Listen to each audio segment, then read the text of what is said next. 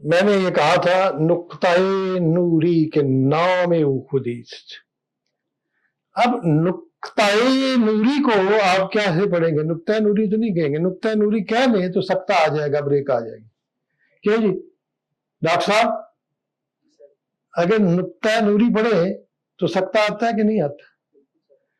تو اسی کو پڑھنے میں ہم مجبور ہیں. نقطۂ نوری کے نام او خودیس. یہ میں ان کو بار بار کہتا ہوں. حضرت فراقی صاحب کو پچھلی دفعہ میں لڑ کے آیا تھا، میں نے کہا آپ اردو کے پروفیسر ہیں، ہمیں چھوڑ دیں. ہم جب اضافت لگاتے ہیں ہے کے آگے ہم چھوٹی یہ درمیان میں ڈال دیں، اسی چھوٹی یہ کو ہم حمزہ کی شکل میں ظاہر کرتے ہیں اور ہم اس یہ کو پڑھتے ہیں نقطہ یہ نوری. سمجھ گئے؟ یہ کے نیچے زیر ہے نقطہ یہ نوری. اصلش الف کے آگے بھی ہم یہ لگاتے ہیں سلما یہ حدوثے تو لیلا یہ قدم را قصہ ماضی. قدر مشترک ہوتا ہے، قدر مشترک نہیں ہوتا، لیکن ہے اور الف کے آگے ہم یہ ڈالتے ہیں اور اس یہ کو ہم غائب کر دیتے ہیں، لیکن کبھی کبھی ہم اس کو حمزہ کی شکل میں شو بھی کرتے ہیں. ہے کے اوپر جو ہم نے حمزہ ڈالا ہوتا ہے ایکچولی وہ یہ کو ہم نے چھوٹا کر کے اس کو ریپریزنٹ کیا. یہ ایک پرشین کے تو یہاں اقبال نے اسی طریقے سے یہ جو حمزہ ہے یہ کو ریپریزنٹ کر رہا ہے نقطۂ نوری کے نام او خودیست زیر خاک ماں شرار زندگی است. یا فرماتے ہیں بخش پان در بیان ان کے خودی از عشق و محبت استحکام می پذیرت. خودی پذیرفتن،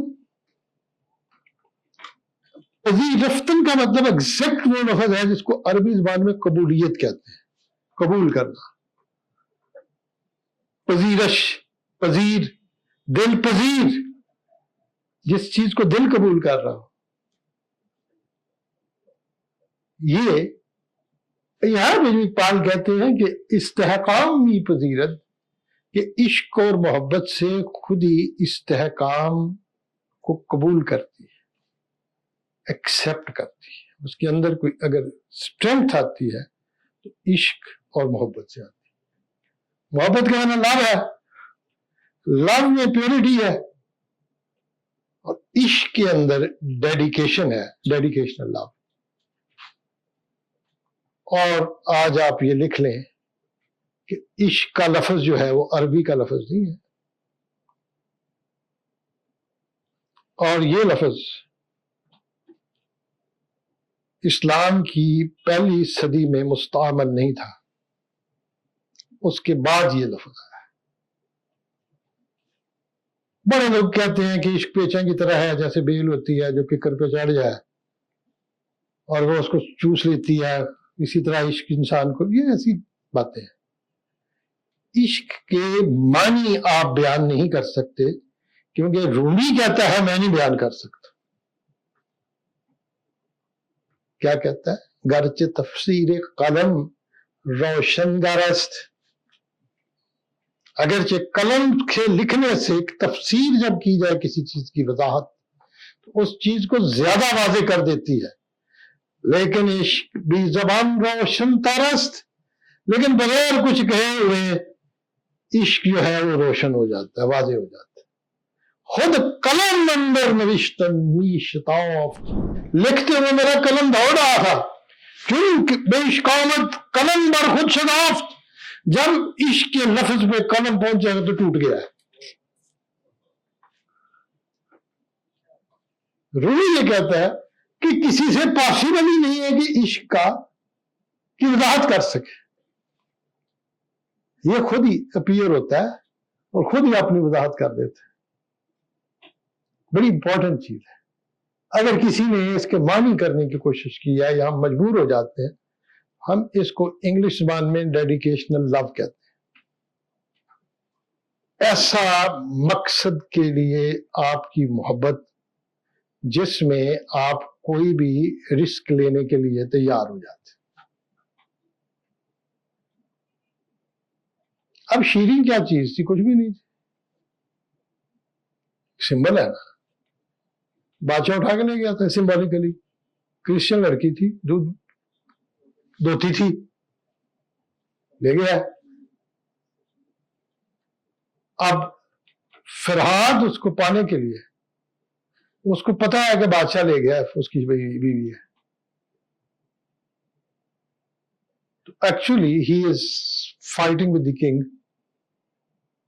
وہ جو میں نے آپ کو بنایا دکھائے تھے قصرے شیریں پہ اوپر, وہ کبھی وہ جو تھے پہاڑ کے اوپر نقوش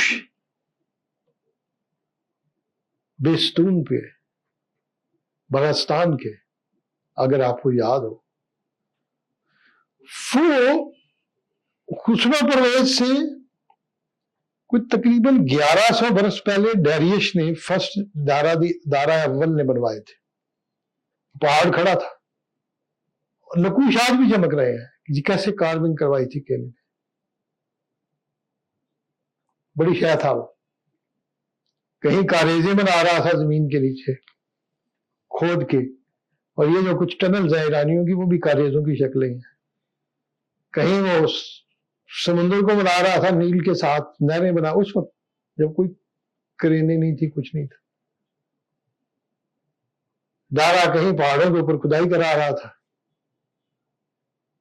ان نقوش کی وضاحت جو کی ہے وہ ڈیریش نے, داریوش اول نے, ان کو بیستون کہتے ہیں. اور اقبال نے کہا ہے کہ زمین بر پشت خود الوندو بی ستون دارت وجود ماست کے بردوش گران دودست, کہ 2500 سال ہوئے ہیں زمین کی پشت کے اوپر, کمر کے اوپر بے ستون کھڑا ہے. ایک ہمارا ہلکا سا وجود ہے جو زمین کے اوپر گراں گزرتا ہے اور اس کو اٹھا کے پھینک دیتی ہے, اندر دفن کر دیتی. بے ستون کو کچھ نہیں کہتی. وہ جو ابدی نقوش تھے, آرام مصر سے بھی زیادہ ابدی, ان نقوش کو نکل کے فرحاد بے ستون سے چلتا چلتا نہر کھودتا کھودتا کھودتا کھودتا دودھ کی نہر, کیا کیا کیا نہیں, شہنشاہ کے دروازے پہ پہنچ کے شہنشاہ کو اس نے چیلنج کیا ہے. اور جب شیریں نے اس کا ساتھ نہیں دیا تو اس نے سر پہ تیشا مار کے اپنے آپ کو, تیشے بغیر مر نہ سکا کو ہو کر نہ سکتا. سربستہ خمار رسوم کی. اب یہ ایک بڑی امپورٹنٹ چیز ہے. کیا وہ عشق ہے کہ آپ ساری دنیا کو تیاگ کے بادشاہ وقت سے ٹکر لے کے اور پھر آپ چلتے ہیں اور پھر امر ہو جاتے. ایک اور کتاب میں لکھی ہے ادیب جدی, وہ بھی, یہ تو خیر میں بھی دوں گا, مظفر عباس صاحب کو چھاپ دیں گے. لکھ دینی تو میں نے اقبال اکیڈمی کو تھی, لیکن میں ان سے کوئی اتنا مطمئن نہیں ہوں, بجائے اس کے ریجیکٹ کرا لوں. بہتر یہ ہے کسی شریف آدمی کا ہاتھوں چھپوا لوں. ٹھیک, کیونکہ ادھر جو بابے بیٹھے ہوئے ہیں ویسے ان کے قریب ہی بیٹھے ہوئے ہیں, مظفر عباس صاحب پاس ہی بیٹھے. اور مظفر عباس صاحب نے انہیں کہا, میرا اس دن خطبہ تھا, ڈاکٹر نظامت فرما رہی تھی ڈاکٹر آبدہ بطول, تو باہر سے 2 منٹ چکر لگا کے گزر گیا صاحب باہر سے. مظفر عباس صاحب نے اگلے دن کہا, میں نے آپ کو بلایا تھا تو آپ تشریف نہیں لائے, باہروں کی دیکھ رہا سو. کہتے میرے پتہ نہیں مہمان آنے تھے, یہ کہتے نہیں, یہ اس عمر جا کے کٹسی بھی گئی تو ٹھیک. آپ نے جب کسی کو اسکالر ماننا ہی نہیں ہے, اس خطبہ بھی دے رہا ہے, تو آپ نے باہر نکلے. دیر آر سم پیپل, میں یہ نہیں کہتا, میں نے اس لیے تو وہ میں جو بتا رہا تھا کہ میں وہ کتاب ایک اور ہے, وہ ہے اقبال اینڈ اسپارک. اقبال نے جب کہا, میں اس سے کہاں سے لیا, اقبال کہتے ہیں بضرب تیش بشکن بی ستون را, پیچھا پکڑ دو اور اس کی چوٹ مار کے بے ستون کو توڑ دو. یہ کہانی میں اس لیے ڈالتا ہوں کہ میں اقبال کی بات کر رہا ہوں. بضرب تیش بشکن بی ستون را, کہ فرصت اندکو گردون دو رنگ است. فرصت بہت تھوڑی ہے, ٹائم نہیں ہے ہمارے پاس. اور آسمان جو ہے وہ رنگ بدل رہا ہے, 2 رنگ ہیں آسمان کے, کبھی یہ نیلا, کبھی پیلا, کبھی سفید, کبھی کچھ. اس کی سمجھ نہیں لگتی. تو فرصت تو ہے کوئی نہیں. بزرگ تیشے بشکن بھی ستون را کہ فرصت اندکو گردون دو رنگ است. حکیم من را برین اندیش بگمار شرم استیش خیزت راز سنگ است. یہ جو بڑے بڑے دانا بابے بیٹھے ہوئے ہیں, ان کو فلاسفرز کو اس بات پہ بحث میں رہنے دو کہ جو یہ اس بحث میں ابھی تک پڑے ہوئے ہیں کہ چنگاری جو ہے وہ تیشے سے نکلتی ہے کہ پتھر سے نکلتی ہے, اسی بحث میں لگے ہوئے. We are doing the practical. Iqbal کہتے ہیں رضرب تیشے بستن بھی ستون را کہ فرصت اندکو گردون دو رنگ است. حکیم ان را برین اندیش بگمار شرر است تیش خیزد یاز سنگ است. یہاں بھی اقبال کہتے ہیں نقطۂ نوری کے نام او خودیس. نقطہ, پوائنٹ, جس کے اوپر آپ نے کنسنٹریٹ کرنا ہے. نور کا وہ پوائنٹ جو آپ کا ہدف ہے, جس کو آپ نے اچیو کرنا ہے. اور ٹارگٹ بھی وہ کہ جب پانڈووں اور کوروں کی جنگ ہو رہی تھی تو Pandavas Hindus they were on good side, Kauravas were on bad side. میں نے فارسی کی نظم لکھی تھی, جنرل نظر کے گھر لگائی ہوئی تھی انہوں نے فریم کر کے, پتہ نہیں کدھر گیا ہے. نظم بھی میرے پاس نہیں رہی, جوانی میں لکھی تھی فارسی میں. اس میں جب میرے استاد نے یہ کہانی سنائی تو میں نے ان کو پھر شعروں میں بدل کے تو ان کو دیا. تو یہ تھا کہ ایک آسمان سے ارجن اترا جو تیر انداز تھا, جو جس کو ہندو خدا کہتے ہیں. ارجن نے کہا کہ میں آپ کو ملٹری ٹریننگ دیتا ہوں تاکہ آپ ٹریننگ لے کے تیر اندازی کی آپ ان کو شکست دے سکیں. ارجن نے کٹھے کیے تیر انداز, جو سب سے ان کا تھا سمجھدار بندہ, اس کو کہا آسمان پہ دیکھو. اس نے کہا کہ آسمان پہ کیا نظر آ رہا ہے؟ اس نے کہا جی آسمان ہے, بادل ہے, کچھ پرندے بھی اڑ رہے ہیں, کچھ ادھر سے, کچھ سورج ادھر ہے سارا. ارجن نے کہا کہ تم سب کو بھولو, پرندے پہ کنسنٹریٹ کرو. تو اس نے کہا 2 دن بعد کہ مجھے صرف کبوتر نظر آ رہا ہے اور کچھ نہیں نظر آ رہا. میں نے کہا کہ کبوتر بھی نہیں, کبوتر کی گردن پہ فوکس کرو. اس نے کہا کہ ایک دن آیا, کہتے سوائے مجھے اس کی گردن کے کچھ نظر نہیں آتا. اس نے کہا اب تیر مارو, تیر گیا سیدھا کبوتر نیچے آ گیا. تو میں نے اس کو اس شعر میں کہا تھا بگفتہ بجز گردن مرغنیست, بگفتہ بجز گردن مرغنیست وزن غیر دیدن نگاہم تو ہیست. اس نے کہا کہ مجھے پرندے کی گردن کے علاوہ کچھ نظر نہیں آتا, اس کے علاوہ سب کچھ دیکھنے سے میری آنکھیں فارغ ہے. یہ ٹارگٹ نقطہ, اس کو فوجی سمجھتے ہیں. نقطہ یہ نوری, نور کا نقطہ کہ نام او خودیست, جس کا نام خود ہی رکھ دیا گیا ہے, جو آپ کا ٹارگٹ ہے جس کو لینا ہے کیا؟ اس نقطے کو تم نے ڈھونڈنا ہے. اور اس نقطے کو کیسے پیدا کرنا ہے؟ زیر خاک ہی ماں شرار زندگی است. ہماری مٹی کے نیچے, ہماری مٹی کے اندر, اس کی ڈیپتھ میں زندگی کی چنگاریاں چھپی ہوئی ہیں. شرر کی جمع ہے شرار. زیر خاک ماں شرار زندگی است. جب ان چنگاریوں کو آپ اکٹھا کر لو گے تو آپ نقطہ نوری کی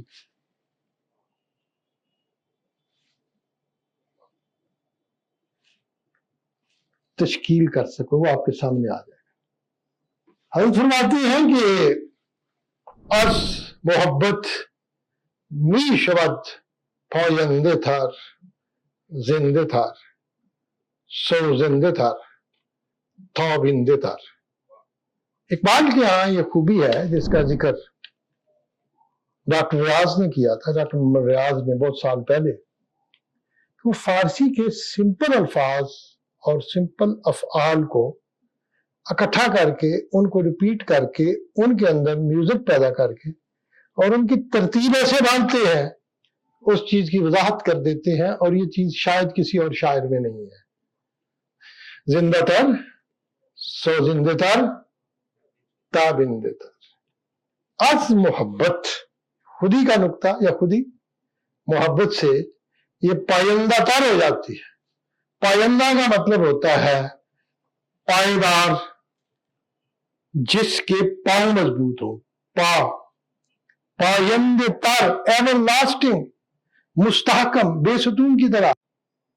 از محبت می شود پائند تر، اس کو جو اپنے پاؤں پہ کھڑا کرتا ہے اور اس کو اپنا قائم رکھتا ہے ہمیشہ کے لیے، وہ محبت ہے۔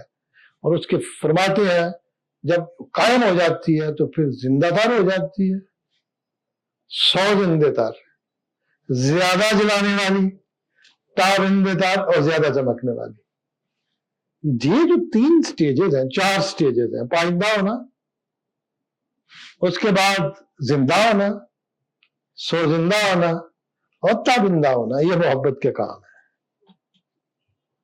اسی کو پنجابی شعراء نے پامبڑ، عشق دا پامبڑ، عشق دی اگ، اور یہ چیزیں آپ کے فولکلور میں، کیوں صوفی صاحب، ڈاکٹر صاحب، یہ ہمارے فولکلور میں یہ جو پامبڑ ہے، شرار ہے، یہ جو چنگاری ہے، یہ جو نور ہے، یہ ہماری شاعری میں انگریو ہے۔ از محبت اشتعال جوہرش، ارتقائی ممکنات مضمرش، از محبت اشتعال جوہرست، شعلہ، شعلہ، جلنا، اشتعال، جلنے کا پروسیس، شال، شین ہے نام، عمل، این نیم نام، استعمال، قلم، استقلال، دلیل، دلالہ، استدلال، حاصل، حصلہ، کسی چیز کو پانا، استحصال، لوٹ کے پانا، اشتعال، شعلے کے جلانے کے عمل کا نام ہے۔ جیسے نظم سے انتظام، اسی طرح اشتعال ہے از محبت اشتعال جوہرش، جوہر کہتے ہیں اس سینس کو جو کسی چیز کی اصلیت کا مظہر ہوتا ہے، جیسے تلوار کے کاٹ اور اس کی چمک کو تلوار کا جوہر کہتے ہیں۔ جوہر شمشیر کا لفظ فارسی میں اردو میں استعمال ہوتا ہے۔ اسی طریقے سے خودی کا جو جوہر ہے، اردو میں ہی کہتے ہیں جوہر دکھاؤ، اس نے جوہر دکھائے اپنے جنگ میں۔ اشتعال جوہرش، خودی کے جوہر کا اشتعال، بھڑک اٹھنا شعلے کی شکل میں، یہ محبت سے ہوتا ہے۔ اور آگے کیا ہوتا ہے؟ ارتقائی ممکنات مضمرش، مضمر چھپا ہوا، زمرہ چھپا ہوا، ضمیر اس سے ہے، مضمر۔ اور کیا کہا اقبال نے؟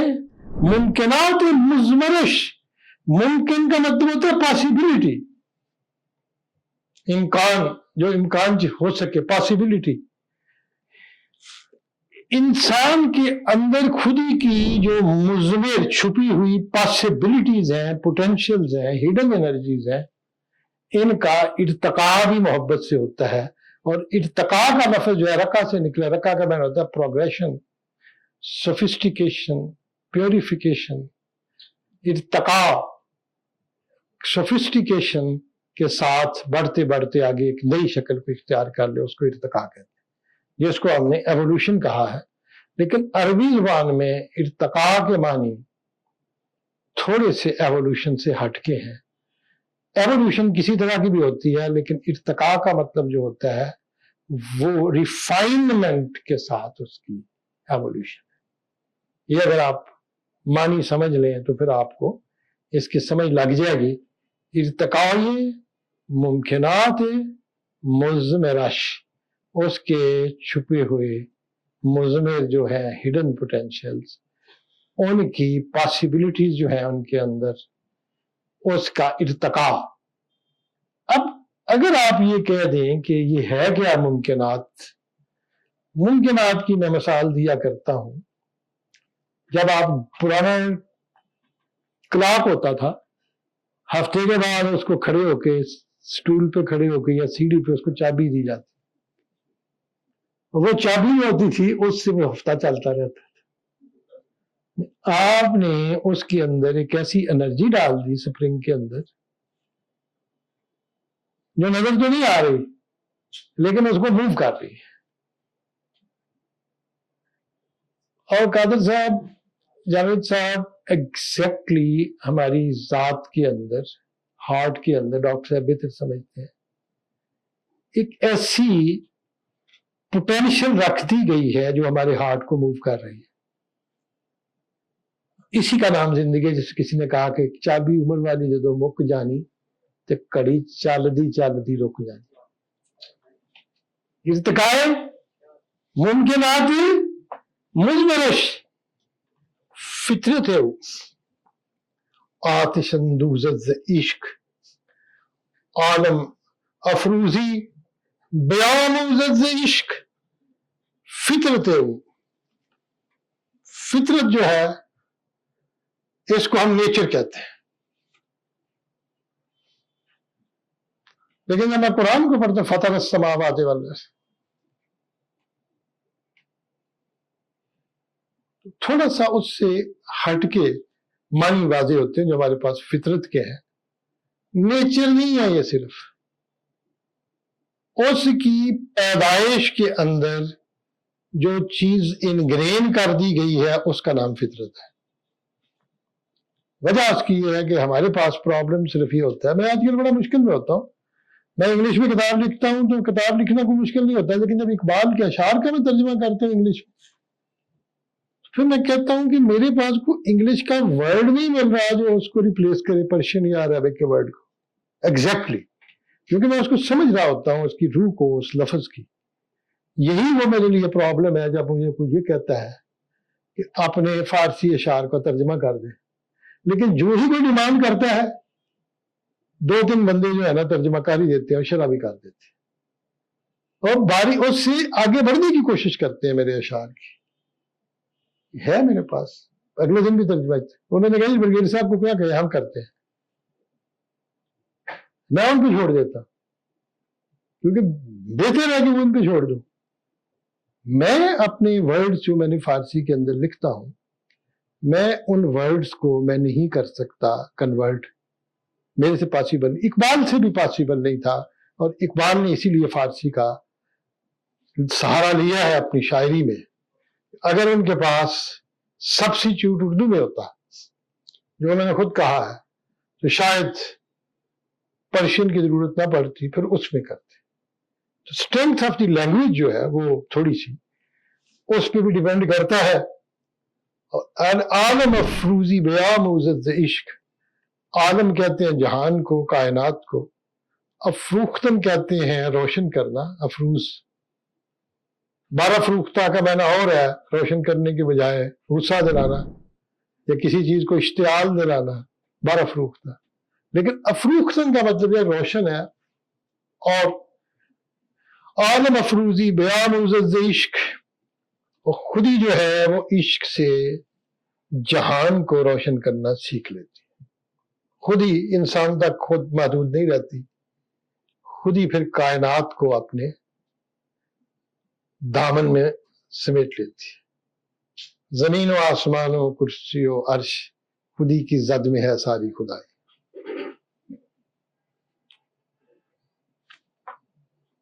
یہ موج نفس کیا ہے تلوار ہے، خود ہی کیا ہے تلوار کی، بڑے جائے کوہ گراں توڑ کر طلسم زمان۔ تو خود ہی جو ہے، اقبال کہتے ہیں کہ خود ہی کے اندر سب کچھ گم ہو رہا ہے۔ مختلف اشعار میں انہوں نے کہا ہے عالم افروزی بیاموزت عشق، اور جہان کو روشن کرنا وہ عشق سے سیکھتی ہے۔ اور اقبال کہتے ہیں، اب آ کے اس پر آ گئے ہیں، اشراء از تیغ و خنجر باک نیست. اصل عشق از آب و باد و خاک نیست. 1770 میں ایک انگریز آیا تھا، ڈاکٹر صاحب انگریز آیا تھا انڈیا میں. اس نے 1770 میں فارسی بولتے سنا انڈیا میں لوگوں کو. اس نے کہا کہ مجھے انڈیا میں آ کے یہ خوشی ہوئی ہے کہ دبنگ لہجے میں فارسی بول رہے تھے، ایرانیوں کی طرح زنانہ لہجے میں نہیں بول رہے تھے. پرشین کا جو سٹائل ہے فارسی کا، اس میں ایک زنانہ لہجہ بھی ہے اور ایک مردانہ لہجہ بھی ہے. بڑا امپورٹنٹ ہے. مجھے لوگ کہتے ہیں جی فلاں خاتون جو ہے اس طرح بول، میں نے کہ وہ زنانہ لہجہ رہنے دیں ایک طرف. ہم اپنے مردانہ لہجے سے جب ہم اس بات کو کہتے ہیں عشق رو از تیغ و خنجر باک نیست.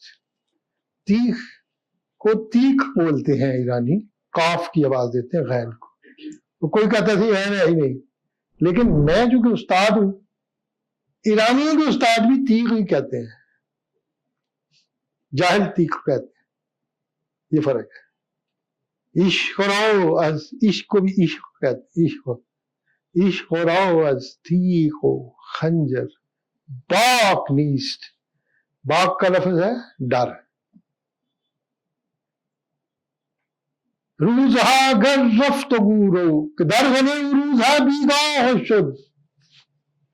اس کے غم میں میرے دن جو ہیں وہ کٹ گئے ہیں، بیگاہ ہو گئے، ان کا رہ ہی نہیں گئی، ختم ہو گئے. در غمِ روزہا بیگاہ شد، روزہا با سوزہا ہمراہ شد. اور میرے دن جو ہے وہ سوز کے ساتھ آ ملے ہیں. رومی کہتا ہے روزہا گر رفت گورو باک نیست. یہ رومی کہتا ہے دن چلے جائیں تو جانے دو، کوئی ڈر نہیں ہے. تو نے من اے عشق چون تو پاک نیست. اے میرے عشق تو باقی رہ جا میرے پاس، تیرے جیسا پاک اور مقدس کوئی چیز ہے ہی نہیں. یہ رومی کہتا ہے. اور اقبال نے ایگزیکٹ اس محاورے کو لے کے کیسے کہا ہے کہ عشق رو از تیغ و خنجر باک نیست. عشق کو نہ تلوار کا ڈر ہے، تیغ کا نہ دھار، کٹنگ چیز. حتیٰ کہ جو بلیڈ ہے نا شیونگ کا، اس کو بھی تیغ ہی کہتے ہیں. عشق رو از تیغ و خنجر. اور خنجر کا لفظ عربی زبان میں نے بتایا تھا آپ کو، یہ فارسی کا لفظ تھا خونگار، خون کرنے والا. اور عربی میں چلا گیا تھا خنجر، خنجر خنجر، اور پھر خنجر ہو کے آ گیا بعد. خونگار ہے. عشق رو از تیغ و خنجر باک نیست. عشق کو کٹنگ کا کوئی ڈر نہیں ہے. اور اصل عشق از آب و باد و خاک نیست. آب پانی، ہوا اور خاک. اب تک 50 برس 60-70 سال، 50 برس نہیں بلکہ 70-80 سال پہلے دنیا میں 4 ایلیمنٹ سمجھے جاتے تھے: پانی، ہوا، آگ اور مٹی. اور کہتے تھے اگر کسی کے، ڈاکٹری بھی اسی طرح تھی، میڈیسن بھی انہوں کی، کہ جی اس کی گرم طبیعت ہے، آگ زیادہ ہے اس کے اندر تو اس کی گرم طبیعت ہے. اس کی تاثیر ٹھنڈی ہے، اس کو خشکی ہو گئی ہے، مٹی ہو گئی، اس کو بادی ہو گئی ہے ہوا. افراط و تفریط. اب ہم 120 ایلیمنٹ جتنے بھی، ہم 110 تک تو مجھے پتا تھا، اب زیادہ ہو گئے ہیں. تو ایلیمنٹ سب بڑھتے جا رہے ہیں. لیکن اس وقت کہتے تھے کہ ہر چیز جو دنیا کی ہے وہ کنسٹرکٹ ہوئی ہے پانی، مٹی، ہوا اور آگ سے. اور ان کو عناصر کہتے تھے، ایلیمنٹس کہتے تھے. اور اقبال کہتے ہیں اصل عشق، عشق کی جو اصلیت ہے، اس کی جو اوریجن ہے یا اس کی اصل، از آب و باد و خاک نیست. اس کا تعلق ان ایلیمنٹ سے نہیں ہے جس سے باقی کائنات بنتی. عشق اس کا نہیں بنا ہوا جیسے کہ آپ بنے ہوئے ہیں. عشق کچھ اور چیز ہے. در جہان ہم صلح و ہم پیکار عشق آب حیوان تیغ جوہر دور عشق. جہان میں ہم صلح بھی ہے اور عشق پیکار بھی ہے. پیکار کس کو کہتے ہیں؟ جنگ، سٹرگل. پیکار ایسا کام جس میں پاؤں چلتے ہیں. پیکار. میں اپنے شاگردوں کو اکثر اوقات کہتا ہوں فارسی بڑی سمپل ہے اگر اس کو بیسک سے کنسٹرکٹ کیا جائے. چونکہ ہماری اپنی کنسٹرکٹ 70% ورڈ ہمارے فارسی کے ہیں 70، تو ہمارے اندر جو اصل لینگویج ہے وہ پرشین ہی ہے کیا؟ صلح و ہم پیکار عشق. دنیا کے اندر عشق کی وجہ سے صلح بھی ہوتی ہے اور عشق کی وجہ سے جنگ بھی ہوتی ہے.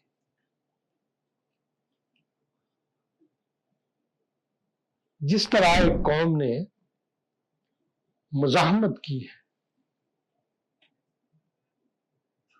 آپ کے سامنے ہے، عشق سے کی. اور جس طرح آپ نے جنگ لڑی ہے وہ بھی عشق سے کی. یو کین ناٹ انڈرسٹینڈ کہ وہ ڈیڈیکیشن کیا تھی. آپ کو پتا 4 دن کے اندر کیا ہوا تھا؟ واضح فرق تھا. میں نے تماشا دیکھا تھا، میں نے ٹی وی کے اوپر لائیو انڈین چینلز کو راجوڑی جموں بھاگ رہے ہیں، سارا شہر خالی کر کے. ریلوے اسٹیشن میں ہنگامہ ہے، ایک دوسرے کو مار رہے ہیں، جگہ نہیں مل رہی، شور مچا ہوا ہے، ہلے ہوئے ہیں سارے کے سارے، گالیاں دے رہے ہیں. وہ انڈین پنجاب میں کہہ رہے ہیں کہ جی ان کو چاہیے کہ سکھ کہہ رہے ہیں جنگ لڑنی چاہیے تو جا کے راجستھان لڑو، ساڑھے کو بچے مروا رہے ہیں. تو ہمارے مہربان جو تھے دوست باہر نکل کے گلیلوں کے ساتھ ان کے ڈرون اتارنے کی کوشش کر رہے تھے. ایک دے سائیکل تے رکھ کے سرگودے دا ویچن گیا آج کباڑی.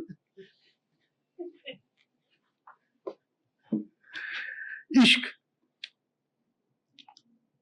کا ٹیسٹ ہی اس وقت ہوتا ہے جب آپ کسی کنفلکٹ کی سچویشن میں آ جاتے. کسی قوم کے ہڈن پوٹینشیل جو ہے، جاوید صاحب رونے دھونے سے کبھی ہڈن پوٹینشیل سامنے نہیں آتے. سارے دن کچھ نہیں کرتا پیا. اس کو کنفلکٹ کی سچویشن میں لے آؤ، اس کی اصل پوٹینشیل آپ کے سامنے آ جائیں گے. یا اقبال کہتے ہیں در جہان ہم صلح و ہم پیکار عشق آب حیوان تیغ جوہر دور عشق. حیوان کا مطلب اینیمل نہیں ہے، زندگی ہے. بیر مردار کا مطلب یہ نہیں ہے کہ سمندر کے اندر کوئی مردار پہ ہے. میں گیا تو اربا نے پوچھا گوڑے آپ بیر مردار کو کیا کہتے ہیں؟ انہوں نے لکھا تھا البحر المیت. پڑھ میں کتاب میں عربی میں. اسی طرح حیوان کا مطلب ہے کنٹینیوس لائف، حیات. ٹھیک، یہ ہم نے اردو میں آسانی کے ساتھ اس کو حیوان بنایا. آب حیوان، آب حیات کا چشمہ جس کو ہم کہتے ہیں زندگی کا.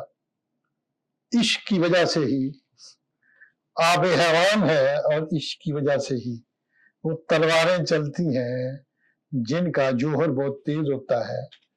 از نگاہ عشق خارا شک شود عشق حق آخر سراپا حق شود.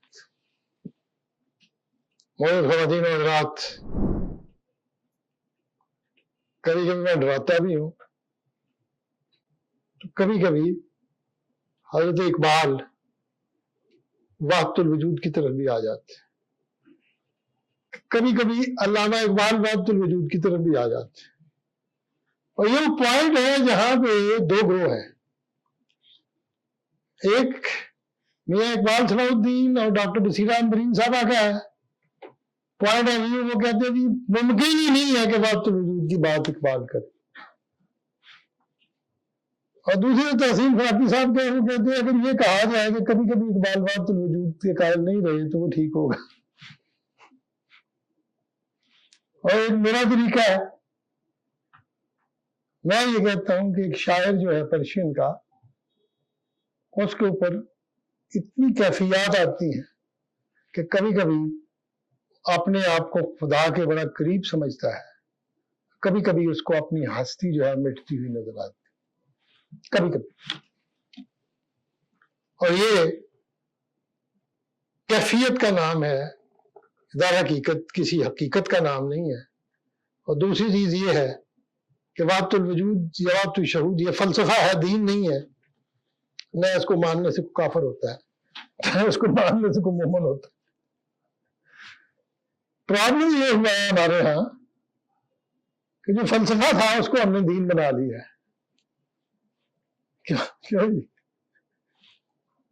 یہ ہے اقبال کہتے ہیں آج خارا کہتے ہیں سخت پتھر کو، خارا سنگ خارا، از نگاہ عشق خارا، شک شود، شک کا لفظ ہے پھٹ جانا، سے ایرانی ہو یا میری اور کچھ لوگ ہوں تو کہیں شاق و شبد،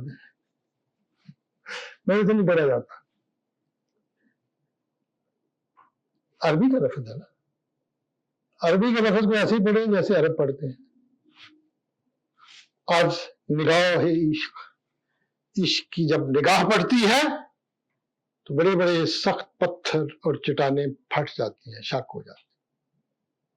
جب موسیٰ کی نگاہ پڑتی ہے، اللہ کا معجزہ ہوتا ہے، تو پتھر پہ ڈنڈا مارتے ہیں تو پتھر شک ہو کے اس میں 12 چشمے پھوٹ جاتے ہیں۔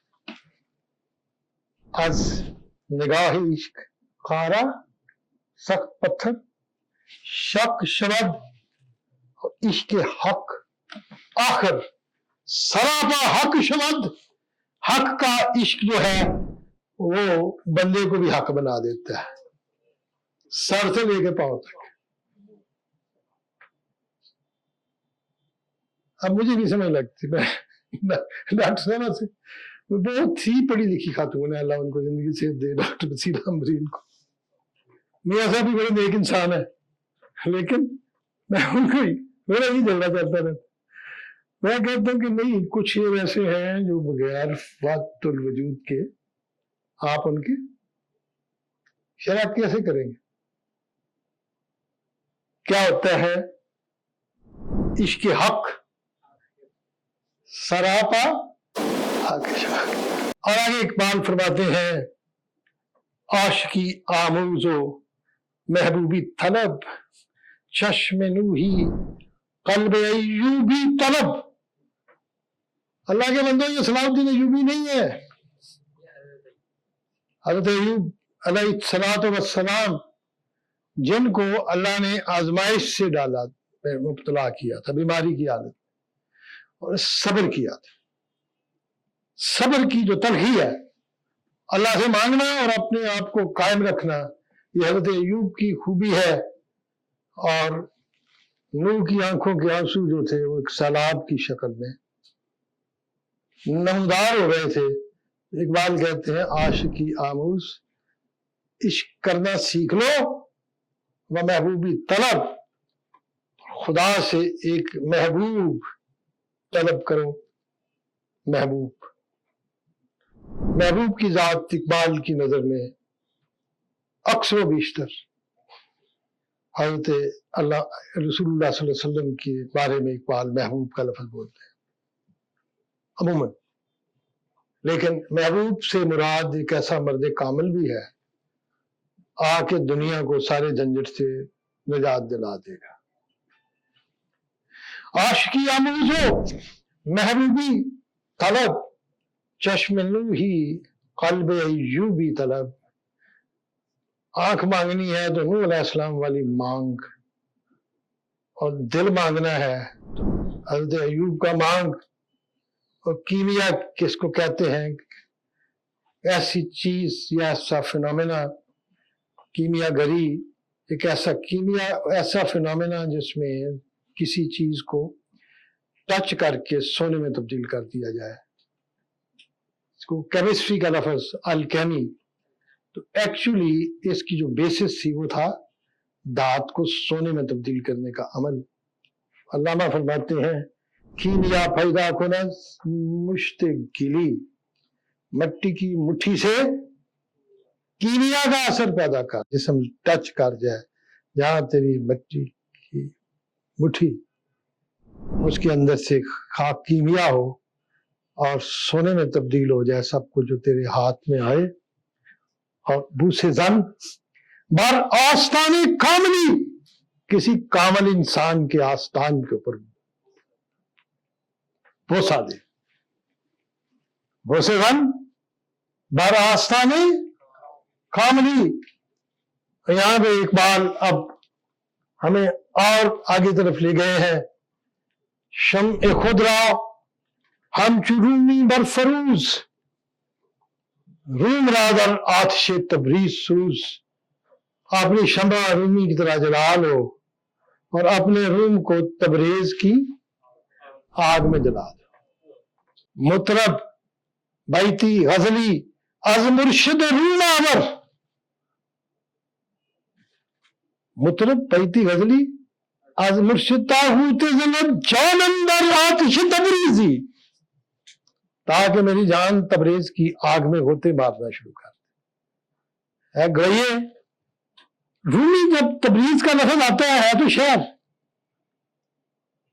میرے پاس آیا تھا وہ کمال مصطفیٰ تبریزی، دو بندے اگر رضا میر کریمی اور کمال مصطفیٰ تبریزی کے نام لکھیں تو آپ کو صرف لکھ دیں فارسی میں یا اردو میں، آپ کو تفصیل سے مل جائے گا کتنے بڑے وہ فلم پروڈیوسر ہیں ورلڈ کے، کیا کیا انہوں نے ایوارڈ لیے ہیں۔ لاہور آئے تو میرے گھر ہی بیٹھے رہے، اسلام آباد جانا تھا پھر بھی نہیں گئے، میرے پاس ہی بیٹھے رہے۔ انہوں نے کیا جو کچھ پانا تھی سانو ایتھے مل گیا ہے۔ جانے لگے میرے ہاتھ چوم کے مجھے کہتے ہیں کہ ایسے جملے بولے میں نہیں کہنا چاہتا، تو کمال الدین تبریزی کو میں نے کمال تبریزی کو کہا، میں نے کہا ہم تو تبریز کے عاشق ہیں، نہ اٹھا پھر کوئی رومی ہے جم کے لالا زاروں سے، وہی آب و گل ایران وہی تبریز ہے ساکی، نہیں ہے نا امید اقبال اپنی کشت ویراں سے، ذرا نم ہو تو یہ مٹی۔ اور مجھے کہتا ہے کہ رومی نے کیا کہا تھا تبریز کے بارے میں، میں نے کہا سن پھر، کھانے کی میز میں بیٹھے ہوئے تھے میرے گھر میں ڈنر پہ، میں نے کہا رومی، وہ کہتا ہے کہ ساربانہ بار بکش آز اشتران شہر تبریز ہستو کھوئے دل ستان، اے اونٹوں والے جس کے قافلے کے ساتھ چل کے پہنچے ہیں، ساربانہ اے ساربان بار بکشا میرا سامان کھول دے، آج اشتران اونٹوں کو روک دے اور اس سے میرا سامان کھول دے، ساربانہ بار بکشا آز اشتران شہر تبریز ہستو کھوئے دل ستان، تبریز کا شہر آ گیا، میرے محبوب کی گلی آ گئی۔ کہتا ہے کہ شاشا ارشست مر تبریز را فر فردوسیز ان پالیز را، عرش کی شعائیں جو ہیں شاشا ارشست مر تبریز را، تبریز کے اوپر عرش کی شعائیں گر رہی ہیں، اور فر فردوسی سن پالیز را، جس پالیز پہ پاؤں رکھ کے وہ اٹھے گا اونٹ سے، اس کا مقام جو ہے فر فردوس ہے، جنت کی طرح کا مقام ہے۔ کہتا ہے کہ اے رومی ہر زمانی فوج روح انگیز جان از فراز عرش بر تبریزیان، میں نے ہر لمحہ یہ دیکھا ہے کہ آسمان کی بلندی سے، عرش کی بلندی سے مقدس فرشتوں کی فوج تبریز پہ نازل ہو رہی، اگرچہ زیادہ یہ ہندم فروغ چشم من است ز خاک پاک بخارا و کابل و تبریز۔ اقبال کہتا ہے اگرچہ میں انڈیا کی پیدائش ہوں لیکن میری آنکھوں کی نور جو ہے وہ اس مٹی سے ہے جس کا سرما میں نے ڈالا ہوا ہے، دکھا کے پاک بخارا ہو کابل و تبریز، جو بخارا کی مٹی ہے اور کابل کی مٹی ہے اور تبریز کی مٹی ہے۔ اب یہاں بھی اقبال جب کہتے ہیں روم را در آتش تبریز سوز، بابا جی آئے رومی پڑھا رہے تھے ادب میں، سبق آگے آئے گا. شمس آ گیا,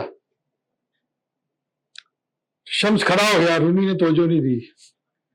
مولوی صاحب پڑھا رہے تھے فقہ حدیث. تو بابا جی نے کہا کہ یہ کیا ہے, کتاب پہ کتاب کی اشارہ کر کے انہوں نے کہا ان قال استرا قال شکار, یہ قال ہے, کالا کالا رسول اللہ صلی اللہ علیہ وسلم. تمہیں قال سے کیا مطلب ہے درویش آدمی؟ اس نے پکڑا. ایک روایت یہ ہے کہ تالاب میں پھینک دیا, دوسری روایت یہ آگ میں پھینک دیا. کتابیں جل گئی. رومی رو پڑے, بابا جی تھوڑا بیٹا کر اور میری ساری کتابیں ساڑی تھی. میں کیا کہ مطلب کی ہے شولے چت پایا تو کتاباں کھڑ کے انہیں کہ اے بھی تو رونا پہ. انہوں نے کہا بابا جی یہ کی ہے؟ انہوں نے کہا ان حال استرابا حال شکار, یہ حال ہے تینوں حال دا کی پتہ ہے. تو انہوں نے کی کیا, کال را بگزارو مرد حال شو, کال نو چھڑ دے, مرد حال ہو جا, پیچھے مرد کاملی پامال شو, کسی کامل مرد کے آگے پامال ہو جا. یہاں بھی اقبال اسی چیز کو کہہ رہے ہیں. شم خود را ہم جرومی بر فروز, روم را در آتش تبریز سوز, ہست معشوقی نہان اندر دلت, چشم اگر داری بیاب نمائیمت. ہست معشوقی, تیرا معشوق موجود ہے, نہان اندر دلت, لیکن تیرے دل کے اندر چھپا ہوا ہے. اور چشم اگر داری, اگر دل کی تیری آنکھیں روشن ہے, چشم اگر داری اگر تو آنکھ رکھتا ہے, بیا پھر آ میرے سامنے, بے نمایمت میں تمہیں دکھاتا ہوں. نمایم میں دکھاتا ہوں, نمایمت تجھ کو میں دکھاتا ہوں. بے نمایمت جسے نمائش بھی نکلا ہے. فارسی کا بھی ایک لفظ دیکھیں, بے نمایمت, میں تم کو دکھاتا ہوں. پورا آدھی لائن لکھ لو گے پھر ایک لفظ کا ترجمہ ہوگا. بے نمایمت, بے خوشایمت, یہ ہے اس کی ٹیلی گرافک لینگویج. فرماتے ہیں عاشقان او, تیرے دل کے اندر محبوب موجود ہے. رسول اللہ صلی اللہ علیہ وسلم کی ذات تیرے دل کے اندر محبوب کی صورت میں موجود ہے, لیکن اگر تیری آنکھوں کے اندر نگاہ ہے تو میں تمہیں دکھاتا ہوں. ان اشعار کی وضاحت اقبال نے جاوید نامہ میں فلکے کی ہے مشتری پہ, جہاں حلاج کو کہا ہے اقبال نے کہ مجھے بتائیں کہ رسول اللہ صلی اللہ علیہ وسلم کی جو زیارت ہے آخری زمان میں وہ کیسے ہوگی. تو حلاج کہتا ہے اپنی ذات کے اوپر رسول اللہ صلی اللہ علیہ وسلم کے نقش اتنے مضبوط کر لو سوائے نبی کے تمہیں کچھ نظر نہ آئے تو تمہیں زیارت ہو جائے. یہاں پہ کیا, ہست معشوقی نہان اندر دل ات, تیرے دل کے اندر محبوب چھپا ہوا ہے. چشم اگر داری بیاب نمایمت, اگر تیری آنکھیں ہیں تو آ میں تم کو دکھاتا ہوں. حضرت فرماتے ہیں عاشقان اوز خوبان خوب تر, خوش ترو زیبا ترو محبوب تر. رسول اللہ صلی اللہ علیہ وسلم کے جو عاشق ہیں خوبان خوب تر, ہر خوب سے زیادہ خوب ہے, ہر خوبصورت سے, ہر اچھے سے زیادہ اچھے ہیں. خوش تر بہت ہی اچھے ہیں, زیبا تر بہت ہی خوبصورت ہے, محبوب تر اور بہت ہی محبوب ہے. اور فرماتے ہیں دل عشق توانا می شود, خاک ہم دوشے سریا می شود. آپ کے عشق سے, رسول اللہ صلی اللہ علیہ وسلم عشق سے دل توانا ہو جاتا ہے. توانا, توان کا مطلب سکت, توانا سکت والا. یہ اس نے کہا تھا فردوسی نے آج سے 1050 سال پہلے, توانا بود ہر کے دانا بود. توانا وہی ہے جو دانا ہوتا ہے, پڑھیا ہے وہی سٹرانگ ہے. اور زدانش یکی پیر بردا شرد, اس طرح کا مصرع ہے. کہ دانش کی وجہ سے تو بابا بھی جوان ہو جاتا ہے. جی دانش دلے پیر. آپ برنا شبد آپ نے صحیح کہا. میں مجھے تھوڑا سا دانش دلے پیر برنا شبد. برنا میں نے جوان ہے فارسی میں. دل عشق توان آمی شبد. رسول اللہ صلی اللہ علیہ وسلم کے عشق سے دل مضبوط ہو جاتا ہے. اور خاک ہم دوشے سریا میں شبد. اور یہ مٹی جو ہے یہ سریا کی ہم دوش ہو جاتی ہے. دوش ہے یہ ہم دوش سریا کے ساتھ کندھا ملا لیتی ہے. اور سریا ستاروں کا وہ جھنڈ ہے جو آسمان سے سب سے اوپر ہے. حکا جو ہے حضور مولا کے ہاتھ میں گویا کہ کیا ہے سریا کے ہاتھ. یہ بھی ایک شعر ہے. زمین تاب سریا اقبال نے کہا ہے. یا اس کے پڑھے اس کا مرثیہ جو انہوں نے لکھا ہے اپنے دوست کا سرراس مسعود کا. زمین سے تاب سریا ہمیں لاتم. زمین سے تاب سریا ہمیں لات و منات. زمین سے سریا تک صرف لات و منات ہی نظر آتی.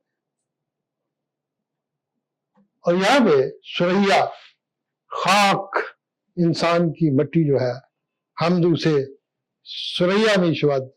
سریا کے ساتھ کندھا ملاتی ہے. اور اسی کو جلال الدین رومی نے کہا مشت خاک از عشق بر افلاک شد.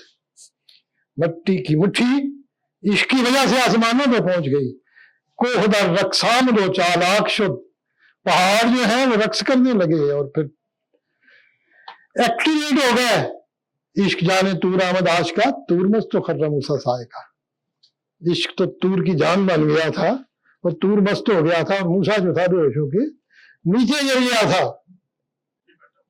اب آگے مسئلہ آ جاتا ہے کہ خاک نجد از فیض چالاک شد آمد اندر وجد و بر افلاک شد. ایگزیکٹ رومی کو اقبال نے ڈیپکٹ کیا جہاں رومی نے کہا ہے مشت خاک از عشق بر افلاک شد کوہ در رقص آمد و چالاک شد. خاک نجد. نجد کیا ہے؟ وہ سرزمین جس میں مکہ مدینہ اور تبوک ہیں اس کو ہم حجاز کہتے ہیں. اور یہ عربین پیننسلا کا جزیرہ نما عرب کا مغربی ساحل ہے. ویسٹ کوسٹ سمجھ گئے. اور نیچے یمن ہے. اور یمن کے ساتھ حضرموت ہے یمن سے پہلے. اور حضرموت اور یمن سے آگے عمان ہے. اور یہ ابو ظہبی ہے. ابو ظہبی عمان ہی ہوتا تھا. علیحدہ اسٹیٹس میں بنا دی. آگے سمندر مشرقی ساحل ہے جس میں بحرین اور قطر ہے. اور درمیانی ان سارے پہاڑی سلسلہ جس میں ریاض ہے اس کو نجد کہا جاتا ہے. اور نجد کے معنی عربی زبان میں اونچے ٹبے کے ہوتے ہیں. اور یہ وہ بنجر پہاڑی علاقہ تھا جو درمیان میں تھا. اگرچہ رسول اللہ صلی اللہ علیہ وسلم کا تعلق نجد سے نہیں تھا آپ کا حجاز سے تھا. لیکن اقبال نے یہاں رعایت شعری میں نجد کہا ہے. خاک نجد رسول اللہ صلی اللہ علیہ وسلم کی طاقت سے نجد کی مٹی جو ہے آپ کے فیض سے چالاک شد. ایکٹیویٹ ہو گئی. موو کرنے لگی.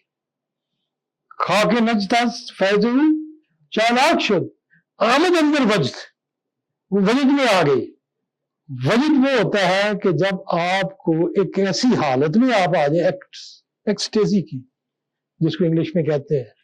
جب آپ کو اپنی خبر نہ ہو اور آپ اپنے آپ کو مست کر کے خدا میں گھوم پائیں. آمد اندر وجد و بر افلاک شد. اور یہ مٹی بلند ہوتی ہوئی وجد کی حالت میں آسمانوں پہ پہنچ گئی. علامہ فرماتے ہیں رحمت اللہ علیہ در دل مسلم مقام مصطفیٰ است آبری صلی اللہ علیہ وسلم آبری اللہ نام مصطفیٰ است. در دل مسلم یہ بچوں ہمارے بچپن میں ساری مسجدوں کے اوپر لکھا ہوتا تھا در دل مسلم مقام مصطفیٰ است آبروی اللہ ज़न्नान मुस्तफ़ा सल्लल्लाहु अलैहि वसल्लम, नाम है हजूर का हमारे अंदर मौजूद, तुम्हारी इज्जत है, वरना हमारी कोई इज्जत नहीं। आप ये माँ ज़न्नान मुस्तफ़ा, ईरान जब फतह हुआ मर्दों के हाथों तो तबाही और बर्बादी फैल गई। बादशाह तितर बितर, लोग परेशान, मुसलमान अभी हुए नहीं थे, ज़ोरास्ट्रियन थे, तबाही फैल गई। कभी सोचा ही नहीं था 1100 साल में, पिछले 1200 साल में, कि कभी उन पे ये वक्त आएगा। इंतहाई अपने फख्र के साथ एक कौम ऐसी जो दुनिया की पुरानी सिविलाइजेशन की थी, उन्होंने हजरत उमर को कहा रजी अल्लाह ताला अन्हु को, मक्का में जाकर मदीना में, उन्होंने कहा जी 2-3 नेकी के काम करें हम पे, हम बड़े साहिब हैं, हम किसी हालत में नहीं रहे, हम शिकस्त खुर्दा है। एक तो हमारी जुबान को न छेड़ना, फारसी को रहने देना, और दूसरा हमारी 2 खवातीन हैं, बादशाह की बेटियां हैं, इनकी अच्छी जगह शादी कर देना अपने किसी। आपने कहा कोई बात नहीं। एक का निकाह हज़रत हुसैन से पढ़ा दिया, उसने कहा इनसे अच्छा कौन है। एक का निकाह मोहम्मद अबू बकर से पढ़ा दिया।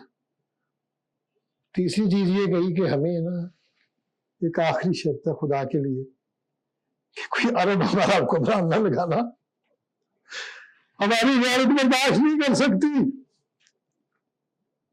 किसी नॉन पर्शियन की कोई बंदा हमारा यहाँ पे हुक्मरान लगा था। उनको कोई पता नहीं था, उम्र में का भी बंदोबस्त हो जाएगा। एक तरफ कोने पे मस्जिद नबी में सादे सुफा वाली जगह पे सलमान फारसी बैठे हुए थे। तो मेरे ने कहा अरे साहब तैयारी करो, क्या मैं मैंने मदीने को करने लगा। क्या मैं शहर रसूल से उम्र में मैं मदीना छोड़ दूं? जाओ आज तुम वाइसराय या पर्शिया हो, जाओ जाके किसरा के तख्त पे बैठ जाओ। उन्होंने कहा नरेश, उन्होंने कहा जब अल्लाह जिम्मेदारी डालता है तो सबको जिम्मेदारी निभाना पड़ती है, जाओ। मर्द फकीर जब पर्शिया में पहुंचा, फारसी ने तकरीर की, बिल्क बिल्क में रो रहे थे सारे सामने। उन्होंने कहा मेरी तरफ देखो, तुम में से था, आज मैं जो गवर्नर जनरल और वाइसराय बन के आया हूं किसरा की जगह पे, आप रुइए नाम मुस्तफा, हमने मोहम्मद के साथ ताल्लुक जोड़ा था, उसने मुझे इज्जत बख्शी है, अल्लाह आपको भी इज्जत बख्शेगा। आप भी मेरे हाथ में बैठ कर सबमिट टू इस्लाम, ये दीन आपको भी इज्जत देगा। आप रुइए माँ नाम है, और वो तशीर वही पूरी होगी जो कुरान ने की थी,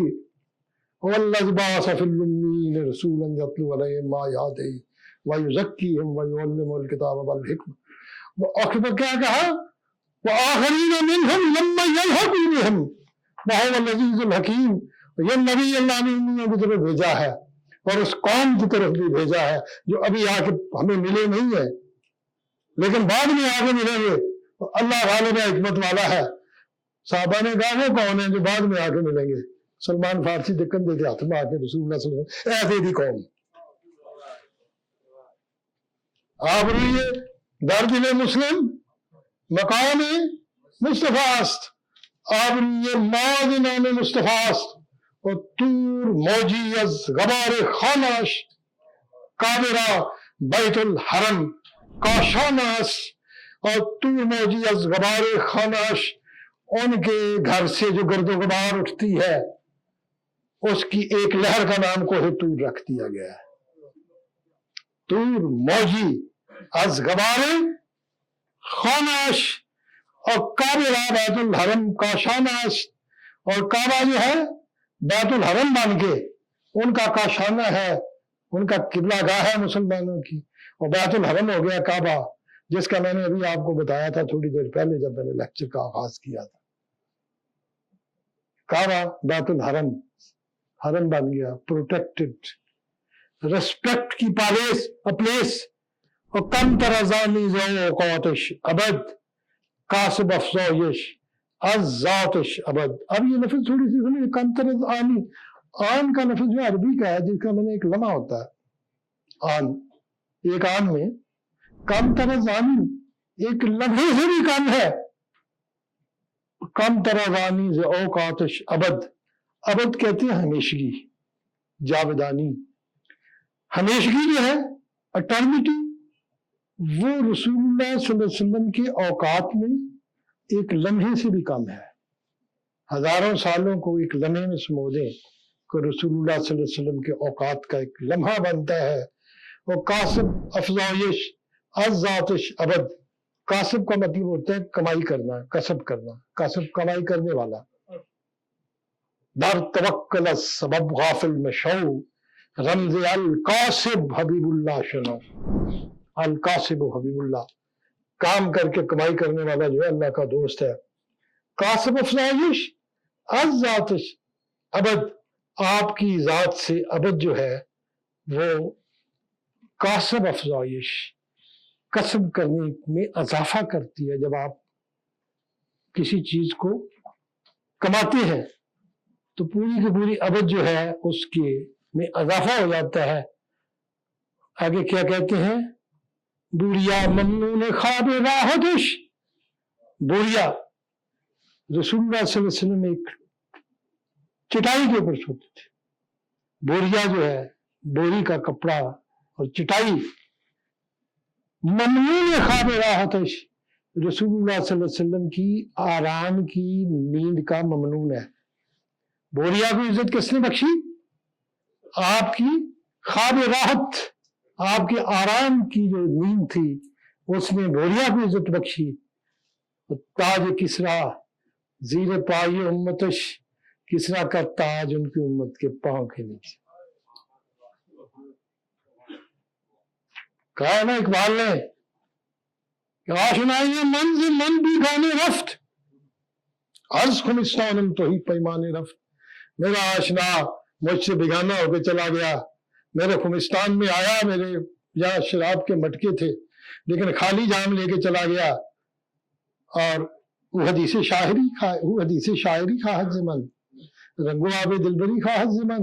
وہ تو مجھ سے شاعری کی باتیں سننا چاہتا ہے، وہ تو دلبری کا آب و رنگ مجھ سے مانگتا ہے. من متاع خسروی اراد ہم، میں اس کو خسرو کی متاع دینا چاہتا ہوں. اور تاج کسرا زیر پائے نہ ہم، کسرا کا تاج پکڑ کے اس کے پاؤں کے نیچے فخر بخشی باشکو ہے خسرو پرویز بخش. اقبال نے اس موضوع کو بڑے مختلف مقامات پہ لگایا ہے، کیا گیا ہے. در شبستان ہرا خلوت گزید. رسول اللہ صلی اللہ علیہ وسلم نے غار ہرا کے شبستان میں، راتوں کی زمین میں، خلوت گزید تنہائی میں آپ بیٹھے رہے، لیکن اس تنہائی کے اندر قوم و آئین و حکومت آفرید. تین چیزیں غار ہرا میں بیٹھ کے آپ نے پیدا کر لی، ان کا بنیاد رکھ دی، قوم کی، آئین کی اور حکومت کی. سالہا در شبستان ہرا خلوت کی. آج وہ غامدی صاحب فرماتے ہیں غار ہرا ایسی کوئی نہ. کدھر لکھا ہوا ہے؟ بخاری شریف میں ہے، صحیح حدیث ہے. ورقہ بن نوفل بھی کوئی نہیں، وہ بخاری شریف میں ہے. میں دکھاتا ہوں حدیث. در شبستان ہرا خلوت گزید، قوم و آئین و حکومت آفرید. ماند شبها چشم او محروم نوم. ماند چشم او، ان کی آنکھ رہ گئی محروم نوم، نیند سے محروم کئی راتیں. تاب تخت خسروی خوابید قوم، حتیٰ کہ خسرو کے تخت کے اوپر ان کی قوم جا کے سو گئی. میں نے ایسے نہیں سلمان فارسی کا ذکر کیا. وقت ہی جاتی ہے واہن گداز، دیدہ عشق بار اندر نماز. ہیجا کہتے ہیں جنگ کو. جنگ کے وقت آپ کی تیغ جو تھی، آہن گداز، وہ لوہے کو پگھلا دیتی تھی. گداختن پگھلا دینا، گداز. وقت ہیجا تیخیو آہن گداز دیدائے اشک بار اندر نماز. لیکن جس کی تلوار لوہے کو پگھلا دے، نماز کے اندر ان کی آنکھیں جو ہے آنسوؤں سے بھری ہوتی تھی. اشک بار، اشکوں کی بارش کر رہی ہوتی تھی. درد یہ نصرت آمین تیگو قاطع نسل سلاتین تیگو. درد یہ نصرت آمین تیگو. نصرت کی جب دعا مانگتے تھے فتح کی تو آمین جو تھی وہ ان کی تلوار بن جاتی تھی.